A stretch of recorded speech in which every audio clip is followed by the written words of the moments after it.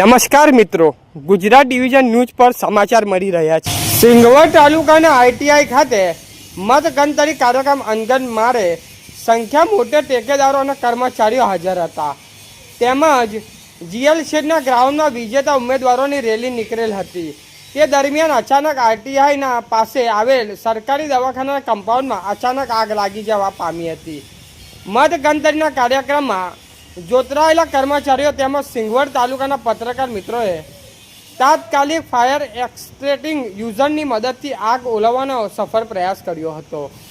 ભારે જવારાઓ ફાટી નીકળતા આરટીઆઈ કેમ્પ્સમાંથી તાત્કાલિક પાણીની સગવડ ઊભી કરી પાઇપ દ્વારા હા બોલોના સફળ પ્રયાસ કર્યા હતા। છેલ્લે સરકારી દવાખાના સ્ટાફ મિત્રો પણ મદદ દોડી આવ્યા હતા। સહિયારા પ્રયાસથી આગ પર ભારે જહેમત બાદ કાબુ મેળવ્યો હતો। ભારે જહેમત બાદ આગ પર કાબુ મેળવવામાં સફળતા મળી હતી। રિપોર્ટર દિલીપભાઈ હરિજન, સંજેલી।